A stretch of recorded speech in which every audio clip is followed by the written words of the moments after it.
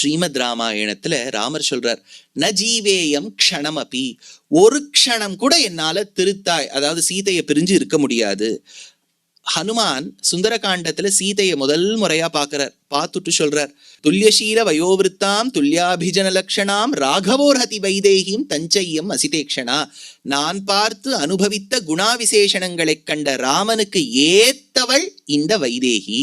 அதனால தஞ்சையம் அசிதேக்ஷணா, இப்பேற்பட்ட கண்ணழகு படைத்த சீதைக்கு உரியவன் அந்த ராமன். அப்பேற்பட்ட ராமனுக்கு உகந்தவள் இந்த சீதை. அதனால ராமாயணத்துல சொல்லப்பட்டிருக்கு. அடுத்தது, சீதை இருந்தபடியால் தான் இது வரைக்கும் ராமரையும் சீதையும் துல்லியமா பார்த்துன்னு வரோம். Both of them are equal அப்படிங்கிற ஆஸ்பெக்ட்ல பார்த்துன்னு வரோம். அடுத்தது சொல்றார், மாரீச்சன் என்கின்றவன் கிட்ட ராவணன் போறான். அவன் தெற்கு தேசத்துல இருக்கான் மாரீச்சன். ஏன்னா சிறு வயதில் ராமனால் ஓட விடப்பட்டவன் இந்த மாரீச்சன். மாரீச்சன் இப்ப சன்னியாசியா உட்காந்துன்னு ஏதோ இடத்துல தவம் பண்ணிட்டு இருக்கான்.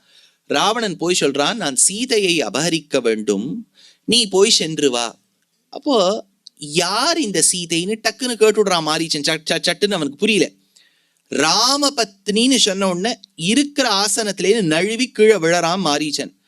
அப்போ கேட்கிறான் ராவணன், எதுக்குப்பா நீ கீழே நழுவி விழுந்த? ரகாராதினி நாமானி, லேந்து ஏதாவது ஒரு பேர் ஆரம்பிச்சதுனாலே எனக்கு பயம் வந்து கீழே விழுந்துடுறேன். ஏன்னு கேட்டார். 12 வயசு ராமர் இருக்கும் போதே அடிச்ச அடியில நான் உத்தரப்பிரதேசத்திலேருந்து தமிழ்நாட்டுல வந்து விழுந்திருக்கேன். அது 12 வயசுல. இப்ப என்ன வயசாயிருக்கோ தெரியாது. கேள்விப்பட்டதுண்டு, எஸ்யசா ஜனகாத்மஜா, எப்போ ஜனகனோட பெண்ணை கல்யாணம் பண்ணிண்டாரோ அவர் தேஜஸ் பல மடங்காக உயர்ந்து விட்டது. எஸ்யசா ஜனகாத்மஜா அப்பிரமேயம் ஹி தத் தேஜஹா அப்படின்னு அந்த இடத்துல வால்மீகி எடுக்கிறார். அப்படின்னா ராமருடைய தேஜஸ் சீதைய கல்யாணம் பண்ணிட்ட பிறகு வளர்ந்ததுன்னு சொன்னா அர்த்தம் என்னென்ன? சீதைய கல்யாணம் பண்ணிண்டதுனால தான் ராமருக்கு தேஜஸ் வளர்ந்தது.